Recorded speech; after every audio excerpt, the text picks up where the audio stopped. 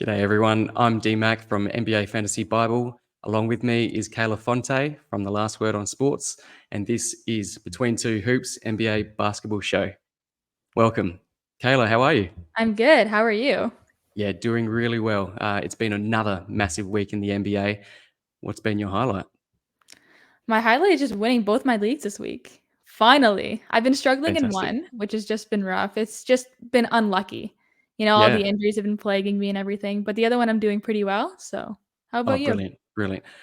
Struggled this week, but again, just like life, the fantasy season is not a sprint, it's a marathon. So, yeah, taking it week by week, this is probably about the time where we start streaming guys in. We've got a feel for rotations, but there's a lot of injuries that are plaguing my Mhm. teams as well. So, yeah, let's just get into the week that was. Let's do it. All right, guys, the week that was week 4 review. Hot performers, as you know, we like to start with the hot performers. The number one fantasy player for the week, Kevin Durant.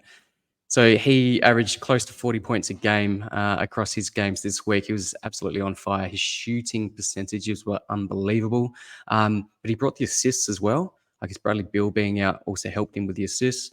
Um, but the rebounds, the assists, and he did bring some defensive stats as well. But overall, what a fantastic week for Kevin Durant.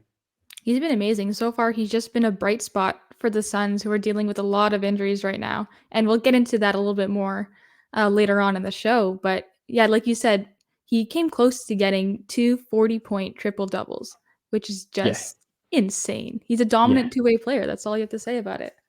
Unbelievable. Yeah, went to, I think, double overtime against the Jazz today. But yeah, Yes. he was remarkable. Absolutely impeccable game. Uh, Actually, my second favorite Canadian after yourself, Kayla, Shea Gilgeous Alexander. He had another massive week this week. He led his team um, really well. So they are a contender. OKC look fantastic. They're second in the West at the moment, and led by this guy, they're just unbelievable right now. Yeah, they're on a hot streak right now, and Shea, he just exploded this week. He had one 40-point game, I believe, and then he just gives you amazing numbers in all the primary categories. He could really do it all too. And there was even one game where he had 7 steals, which is Yeah, just insane. Yeah, he's always been a good steals guy, but 7 is just Oh yeah. unbelievable. And I know that was probably a game that he had less minutes compared to other games as well, a bit Mhm. of a blowout. So, yeah, just remarkable effort from this guy this week. Domantas Sabonis. So this is the first time he's appeared on this slide for us this year, but what a bounce back for Sabonis. He's been amazing. He recorded some double doubles this week, and he's just putting up monster stats and rebounds, which is what he's known for. But this week, he really took it to a whole other level, and he even contributes to threes, assists, points. He can do it all. Yeah, and with De'Aaron Fox returning to the lineup as well, it actually looks like it has helped him as well. So that Mhm. 1-2 punch with Fox has looked awesome. 21st year LeBron James. What more can we say? Just unbelievable. His shooting percentages are, and his shooting splits are probably some of the best that he's had in his career, and it's quite remarkable. He hasn't had the injury concerns that we thought. It is still very early, and it's probably likely that as we go throughout the season, he will sit a lot of games, but he's looking tremendous at the moment. No, 100%. Those injuries are going to come at one point or another, but right now he's still defying his age, and he put up a huge triple double this week. He scored over 30 points twice. He's just doing it all right now. He is, yeah. I think just turned 39 or about to turn 39. So he's my Mhm. age and he's making me feel my age just watching him going there. He's unbelievable. What a machine. Now, Kat, he was on one of our earlier shows as one of our buy lows, and what a bounce back he's had this week. Yeah, he's really fallen down the fantasy rankings, but this week he kind of seemed to redeem himself a little bit. He can give you great numbers in a variety of categories, and this week he really showcased that. Yeah, former first rounder. Mhm. We've talked about Anthony Edwards being the alpha on this team now, and we'll get to the next slide shortly. But Edwards had a bit of a disappointing week, but Karl Anthony Towns really stepped up, and it's looking like he is finally meshing with Rudy Gobert in the front court. Yep. LaMelo Ball. Now, again, he was on our buy low show probably a couple of weeks ago, and he's had 2 tremendous weeks in a row. And the main thing that's been the improvement has been his shooting. You know that he'll give you those high-end rebounds for a guard. The assists are amazing. He gives you those defensive stats in terms of steals, but it's the shooting that's really improved in the last fortnight. Yeah, and he's been a little bit similar to Cat too, where he had that high round value and then he slowly started to drop down the rankings. But it appears that he's returning to regular form, which is a good news for fantasy managers, unless you're playing him. He's Yeah, been lights out from 3-point range, which has just been amazing and overall just on a tear offensively. absolutely. And maybe it's also helped that his running partner, Miles Bridges, is back, but we'll get to him Hmm. shortly. Yeah, in contrast, disappointments and buy low. We've spoken about him, I think, the last three shows, and Jordan Poole, again, another disappointing week. Perhaps this is just who he is. Perhaps he's not going to be able to play those high end minutes, get the high end usage that we were expecting, but it's just been another disappointing week for Jordan Poole. Yeah, overall, this whole season for him is just disappointing. Like, I feel like we're just going to see this guy's face here on the slide like every week. And I mean, that's We'll been just the make it a trend. permanent fixture. We'll just give him his Exactly. own segment, I think. I even Right? saw a report come out that there's already trade rumors going Yep. around for Jordan Poole leaving the Wizards, which is quite unbelievable after, 12, 13 games of the season. I know that just goes to show you how bad it's going so far. Yeah, shocking. Another person I had high hopes for going into this season, Cade Cunningham. Now, in contrast to Jordan Poole, his minutes are still great. His usage is fantastic, but it's really just the shooting that's really let him down. The field goal percentage Yeah. in the last week has been around 40%, which is down on what it has been in previous years, where he's still been quite disappointing, but it's just getting worse and worse. Yeah, overall, he's just really struggled with that efficiency and even turnovers too. He's had a few bad games with that. Even like he's had some games with really low assist numbers. I think his last one he had 4, which is not what we're used to seeing from him. Yeah, it's been a bit of a drop with his assists, but even with his rebounds, and not entirely sure why that is because you would have thought that with Jalen Duren out, there would have been more rebounds for him to gobble Mhm. up. But I guess some of that load has been spread. But Detroit have been terrible. They've looked so disappointing, and it's looking like it's tank season already. So hopefully that doesn't impact Cade Cunningham down the stretch for those that have him on his team or on their team. Clay Thompson, we'll speak Mm. about him later on when we talk about drops and potential drops. But Clay Thompson, absolute stinker of a week. He just can't hit the three. His shot selection has been extremely poor. People are saying that he could be washed. What are your thoughts? I don't think he's washed yet. He's still to some degree like a fringe star, I guess you could say. He's just going through a rough slump right now, and I'm not saying that's something that will likely change throughout the season. He's still valuable as a streamer, but overall, like he's in a rough slump right now. His efficiency is down the drain. But I wouldn't say he's washed. Yeah, it's a tough one. I think you know that he provides values with three pointers, and Mhm. three pointers are the easiest stat. This is for category leagues, the easiest stat to get off the waiver wire. So some of that value that Clay Thompson had in previous years is sort of diminished just because of the prevalence of three pointers on the waiver wire. But again, he hasn't looked this bad ever in his career. It hasn't helped that Draymond has been sidelined as well. He needs that guy for the rolling screen really to look after him and just make his shooting selection a lot better. But yeah, let's watch this space. It's looking like a potential drop at this stage. Zion, we know what we get, or we thought we knew what we'd get with Zion, and that's high end points, good field goal percentage, sprinkled in with some good solid rebounds. But he's not even providing those high end points at the moment. The field goal percentage has actually taken a dip as well this season, which is quite surprising. And perhaps they're just looking after their prized asset. But the Pelicans have looked somewhat disappointing with Zion there. But yeah, he's just been a bit of a disappointment so far this season. In points leagues, he was pretty decent this week at least, but he's not putting up the numbers that we expect with CJ out. And that's all there is to say about that. Yeah, exactly right. You would have thought that his usage would have been skyrocketing Yep. with CJ out. I know he missed one of the games in a back-to-back, which is as expected. But the biggest concern that we had with Zion coming into this season was his health, but not in regards to his game-by-game output. And so it's been a little bit diminished this season, but yeah, still plenty of time for him to get that back. Now, DeMar DeRozan, there's been a lot of rumors in regards to the Bulls and really blowing it up, and DeMar DeRozan's name has been bandied around quite a lot, him and Zach LaVine. But DeMar DeRozan's just had a bit of a disappointing week this week, and again, it comes down to his shooting percentages. He's been renowned over the last few seasons for his efficiency as a mid-range specialist. Field goal has typically been around that 50% mark, but in the last week or so, it's been less than 50%, more like the mid to low 40s, and even his free throw percentage has been suffering a bit lately. Yeah, I think I saw somewhere that he was ranked outside the top 50 in 9 cat leads too, which is a little bit surprising. In points leagues, he's about the same. He's starting to do a little bit better, but not enough for a player of his caliber, and especially for someone who's playing about 40 minutes a night. You would expect a little bit more out of him. You would, and I noticed this at the end of last season, where it was probably a little bit of Zach Levine taking more of a lead role on that Bulls team, but a lot of the usage that DeMar DeRozan had previously, and even earlier last season, was sort of diminished as the season went on, and so it's sort of carried over into this season. He's still been solid overall, but it has been a disappointing week for DeMar. Yep. And finally, Anthony Edwards. So he was on our hot performers last week. He has had a disappointing week in contrast, and I guess that's a nice juxtaposition with Cat on our previous slide with the hot performers as well. So with Cat's high-end performance, Anthony Edwards has taken a bit of a back seat this week.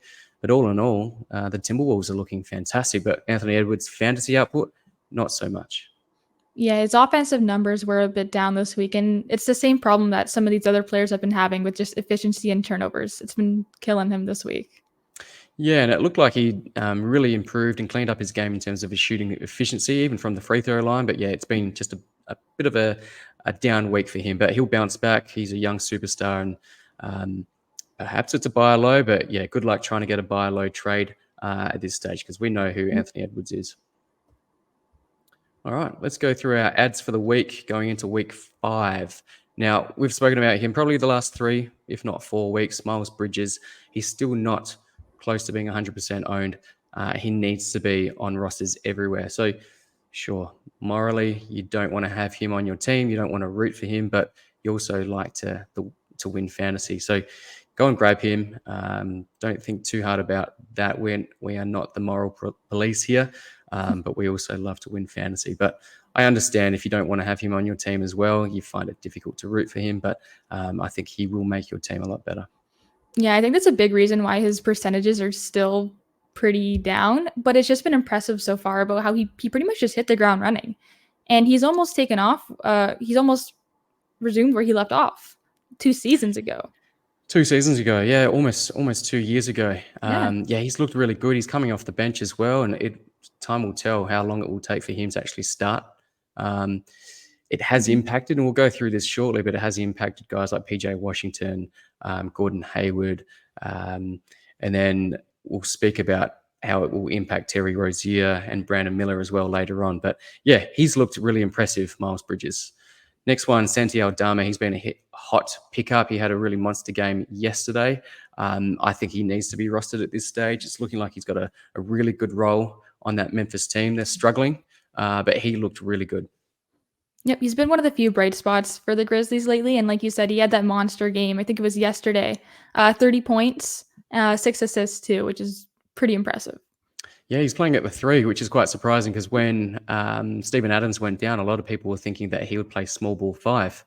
In contrast, he's actually moved down to the 3, and he's actually looked fantastic. So yeah, make sure he's rostered. Go and grab him if he's not already rostered in your league. Now, 2 Pelicans, we spoke about these guys the last couple of episodes, but Dyson Daniels has really differentiated himself from Jordan Hawkins. He's the preferred player here. He just gives you across-the-board stats. And Dyson Daniels, whilst CJ McCollum is sidelined, and that may not be for too much longer, but Dyson Daniels needs to be rostered in 12-teamers and shallower. Yep. I just picked him up a few days ago too, and he's been amazing. He contributes to a variety of categories too, which makes him a lot more valuable than Hawkins. Yeah, I'll correct myself, not shallower and deeper. But yeah, Dyson Daniels, 12-teamers and above. Similarly, the Miami Heat duo of Duncan Robinson and Kyle Lowry, both I think should be rostered, particularly Duncan Robinson. He's been on the heater, and while Tyler Hero is sidelined, and again, that may only be for a couple more weeks, Duncan Robinson must be rostered. Kyle Lowry is probably should be rostered as well, but again, Duncan Robinson is the preferred player here. Yep, the issue with Lowry too, though, is that he's just too inconsistent. He has that potential to just explode, and he'll give you those two-way stats sometimes, but Robinson is a safer bet for this. Absolutely. And just also those random sits as well for Kyle Lowry. Yep. He may just rest at any single time. Doesn't even have to be a back-to-back. All right, the bald eagle, Alex Caruso from the Bulls. He's looking really good. He's playing solid minutes. He's got a solid role for the Bulls, and even watch this space. As I mentioned earlier, with things a little bit shaky at the Bulls, perhaps he is a bit of a winner if there is a trade that goes down. But Alex Caruso, particularly in category leagues where he does give you the high end steals, I think he's extremely valuable and should be rostered. Yeah, even in points leagues too, he's still a solid pickup. He'll give you about 20 to 30 fan points a night, depends on how your league settings are. But overall, in our league, he's been pretty valuable. And somehow he is still on the waivers, so I might have to pick him up after this show. Yeah, or we just stop what we're doing now and you go grab him. Going. No, let's keep going. Keontae George, we've spoke about him the last couple of weeks, but just for his upside in terms of his assists, he's now the starting point guard for the Jazz. Just go and pick him up. He has been disappointing in terms of his shooting percentages from the field. That'll come. He's a rookie. It's almost expected for him to struggle, but that'll come, and then you will regret not having him on your team. Yep, even in points leagues too, he's still been actually really good despite those shooting woes right now. But his playmaking is just through the charts. Yeah, absolutely. It's looking really impressive. We've got the Wizards duo here, Bilal Koulibaly and Denny Avdia. Avdia is a must roster player in my opinion. Koulibaly, I think he's shown that defensive upside. I think he should be rostered as well, particularly with Jordan Poole, Tyus Jones struggling, not getting the minutes that we thought, and a potential, I'm not going to say shutdown, but just things looking really murky at the moment with the Wizards. And I think they've got this young 19-year-old rookie coming out of France. He's got a great future ahead of him. So I think he should be rostered just for his defensive upside alone. Yeah, I think they're going to continue to see those increased minutes throughout the season too, with the Wizards just being a dumpster fire right now. And so far, like he's already proved his worth with that increased workload too. Yeah, absolutely. He doesn't just provide you those defensive stats with steals and blocks, but he can get you really solid rebounds, decent threes, and can provide you with some solid points on occasion. But yeah, he is a little bit streaky with his shooting. Phoenix, whilst Bradley Beal is sidelined, we'll get to that shortly, but Bradley Beal will be reevaluated in 3 weeks' time. I expect him to probably miss at least 4, if not longer. It's looking a little bit shaky with Bradley Beal, but whilst he's sidelined, I think Eric Gordon needs to be rostered, and it's not listed here, but I think, I just think that Eric Gordon should be rostered at this stage. But what are your thoughts on Gordon? I think 100%. He's coming off a good game too. And I think we even mentioned before, Grayson Allen is another player who should see some increased minutes as well. Yeah, absolutely. Grayson Allen and Eric Gordon seem to trade off with their good games, but my preferred player is Eric Gordon here. Oh, yeah. And finally, Goga Badatse, he's provided extremely good block rates in his games. He's still splitting the minutes with Mo Wagner, but I think Badatse is the preferred player here just for his ability to block shots on a more consistent basis. Yep, as long as Carter Jr. is out, those two will see increased minutes too. Yeah, and Wendell Carter should be returning probably in the next 2 to 3 weeks. So this was a nice short-term stream, but I think he's still worthy of a roster spot in 12-teamers.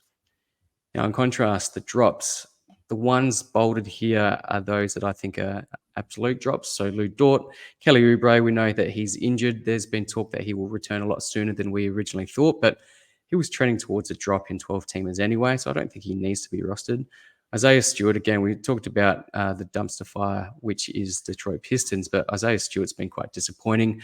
Plus, Jalen Duren is due back any day now, so that'll impact on Stewart's ability to get those rebounds and some defensive stats. So I think he's an easy drop. Harrison Barnes, again, similar to how Jordan Poole should just be perennially on that slide of disappointments. Harrison Barnes should be dropped on every occasion. He shouldn't be in 12-teamers.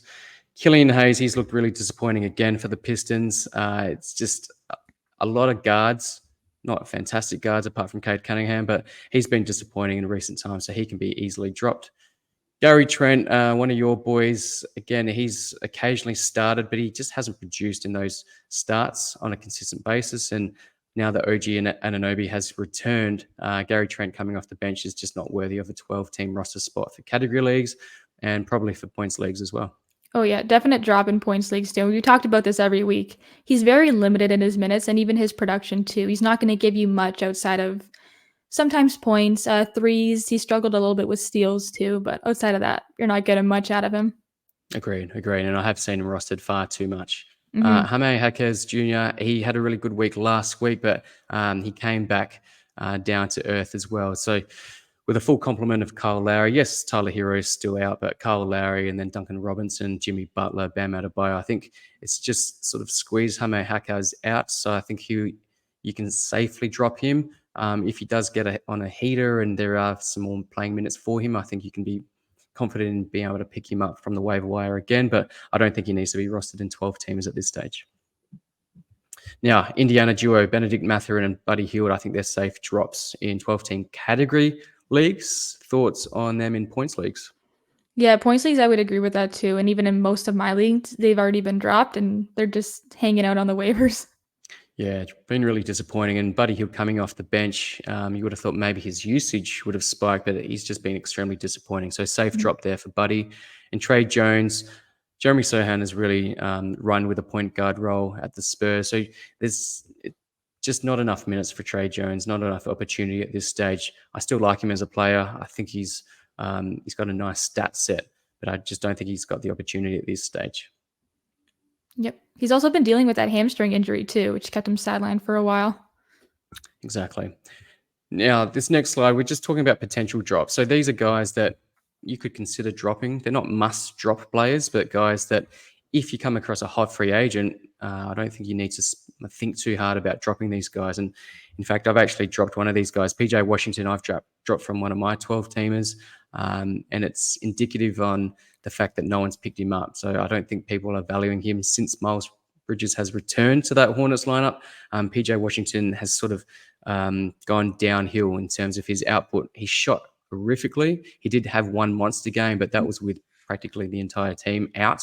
So he just had to do that. But apart from that monster game last week, he's looked quite disappointing. Gordon Hayward, similarly, now Miles Bridges has returned. Brandon Miller's getting a nice run.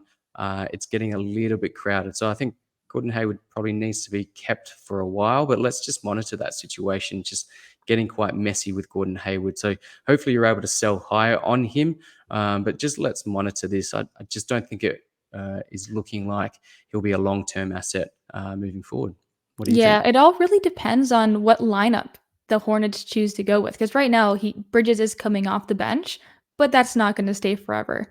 We talked about this before, but it's probably going to be, I would say, maybe a week or two at the max before he's starting. And the most likely scenario I see happening is Washington moving to the bench. And if that's the case, definite drop. Hayward will likely get the start at small forward. Miller will be on the bench. But I think Hayward and Miller both still have that potential value. But I would prefer Hayward over Miller at the moment. And then Bridges has just been fantastic off on in fantasy so far too. Absolutely. Yeah, and Brandon Miller, you just mentioned him. He had a couple of nice games, but bear in mind that Terry Rozier is due to return any day now, so that'll impact his minutes and his usage moving forward. Couple of Golden State guys. We spoke about Klay Thompson, but Andrew Wiggins, he did have that monster game in the last game. Having said that, he shot unbelievably, and he disappointed us in the first 12 games of the season, and he had one monster game. So a lot of people have dropped and then picked him up after that monster game. I think essentially he is a drop. Yep. But you could see how he goes in the coming games. I just don't think he has to be rostered at this stage. Klay Thompson, we spoke about him. Again, we'll monitor it. I don't think he is completely washed. I just don't think he's a must roster guy, particularly if there's a hot free agent on the wire. Yeah, here Wiggins is the definite drop, 100%. Yeah, and I know that does impact your team, particularly, what was it? With Getting my wiggy with team it? name, getting wiggy with it. Yeah. Have you Yeah. renamed it yet? No, I haven't. I don't have him on my No. team anymore, but it's too good to No. change, and I know, I I know. can't. Maybe It's later in the yeah, season, we'll see what happens. yeah. Okay. KCP, Contavious Caldwell Pope. He's just one of these guys that just plods along. You know what you're going to get with him.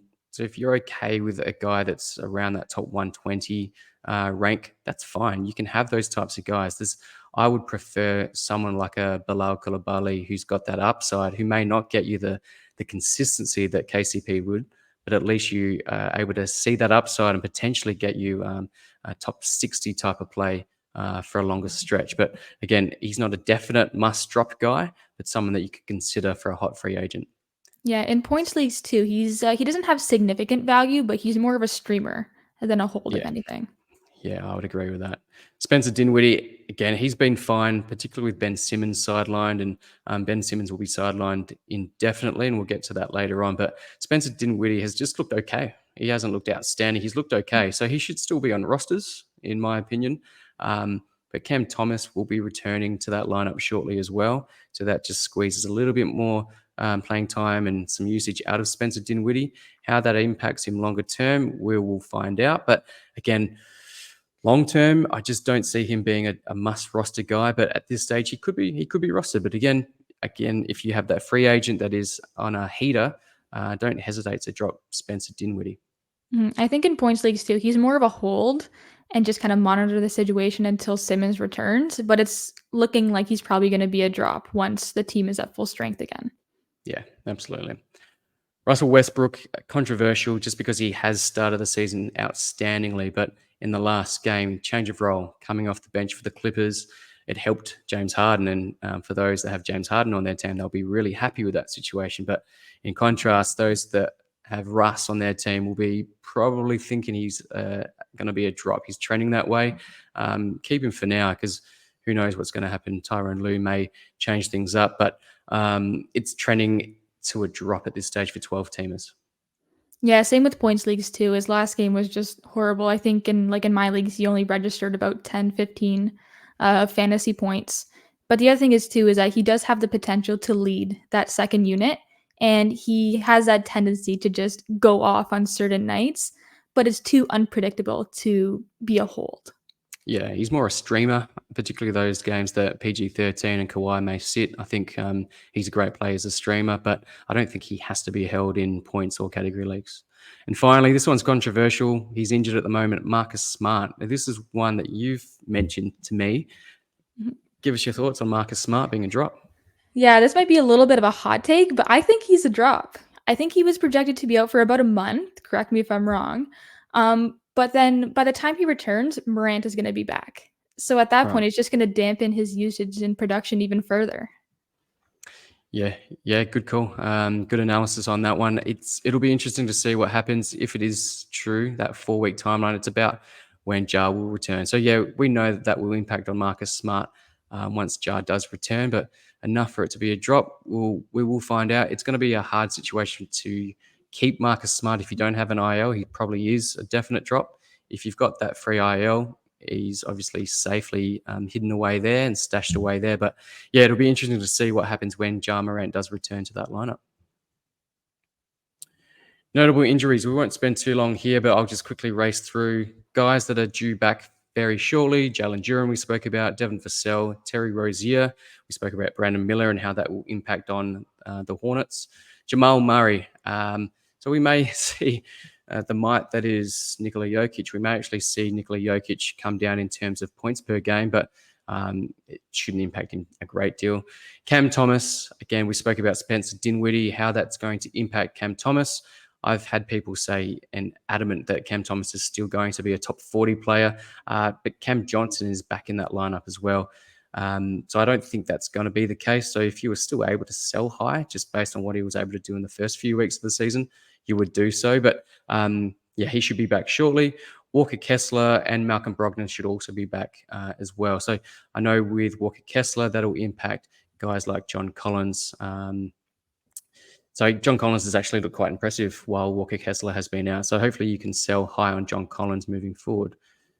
In the next grouping, we've got Scoot Henderson. So again, Scoot, Malcolm Brogdon coming back. Anthony Simons is also in this grouping as well. So Skylar Mays was one that we spoke about last week as a pickup, but I think it's safe to either drop him or just play him for the next couple until these guys return for the Portland Trailblazers. Spoke about CJ McCollum. No definite timeline in terms of his collapsed lung recovery, but my prediction is around 2 to 3 weeks. But hopefully he's fully recovered and he's back in that lineup shortly because that'll help the Pelicans. Wendell Carter Jr., we spoke about Wendell Carter Jr. and how that will impact Goga and Wagner moving forward. But about 2 weeks for him. Bojan Bogdanovic, we'll see how his presence will impact Asar Thompson. So hopefully it won't be too much of an impact because he's looked super impressive so far this season, Asar. Kelly Oubre, again, shortened timeline in terms of his recovery. And I've heard some weird conspiracy theories out there. We won't go into that here, Yeah. but Kelly Oubre's injury may not be as bad as first thought. So 2 to 3 weeks. But again, I don't think you need to stash him away in standard leagues. Tyler Hero around the same 2 to 3 week mark for his ankle sprain. So keep rolling with Duncan Robinson, keep rolling with Kyle Lowry and Jaime Jaquez to a lesser degree in deeper leagues. And finally, Anthony Simons. I'm excited about this one because he played one game, possibly two. I'm pretty sure just one game to start the season, and he looked outstanding. He was going to lead that team, and I know Portland have struggled without him, but once he does return, I think he's going to go nuts. About 3 weeks for him. In this last group, Bradley Beal, pretty concerned about where this is headed. So really rough start to the season. Took him quite some time to get back into that lineup. Came back, looked bad in terms of his shooting, didn't look sprite, didn't look lively at all. And now he's out and reevaluated in 3 weeks. So he's out at least 3 weeks. I predict probably 4 to 5, if not longer. Quite concerning for the Phoenix Suns there. Yeah, very concerning. And I feel like this is an injury that's going to plague him for a while too. I don't think it's going to go away as soon as he comes back. It's going to linger. Yeah, and the thing is, I think the Suns are confident that they'll be making the playoffs, so I don't think they will rush him and play him hard minutes because they do have enough stardom on that team to get them through to the playoffs. So I think they'll treat him softly and treat him gently. And it's not a good news situation in terms of those that have Beal on their team. Ben Simmons, poor guy, more back issues, so 3 to 4 weeks at least. Marcus Smart, we spoke about, and finally Robert Williams out for the season. So if you don't have an IL, even if you do have an IL, he's probably a drop. He is out for the season. Don't think too hard about that. Just drop him. Finally, week 5 schedule. We won't go through every single team, but we'll go through those that just have the 2 games for the week. They are Dallas, Detroit, and OKC. So you've got Kyrie and Luka. I wouldn't expect them to sit either of those games, not on a back-to-back, but they did play the last back-to-back as well. So we'll see what happens there. But yeah, it's an interesting schedule. Anything that stands out for you, Kayla? For me, it's the Thunder. Right now, they're on a tear, so I can't wait to see what Shea does this week. And even, potential Rookie of the Year, Chet Holmgren. Yeah, I was waiting for you to mention him. He's been outstanding. He's been awesome. I've thrown out quite a few trade offers trying to acquire his services in leagues that I don't already have him. He looks great. So it'll be very interesting in terms of Rookie of the Year competition with Wemby. So that's super exciting. Okay. Thank you, Kayla. Any final thoughts? Nothing much. Just good luck this week. Keep an eye out for Bridges. See what happens with the Hornets lineup. I don't think he'll move into the starting lineup yet, though. I think maybe possibly next week. He still has to adjust.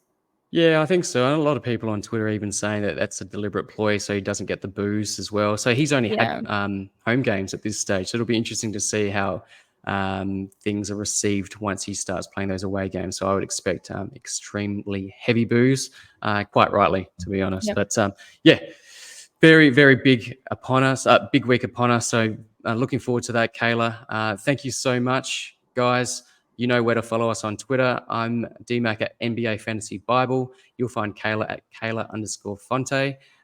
Thank you very much, guys, and we'll see you next time. Thanks, everyone. Bye.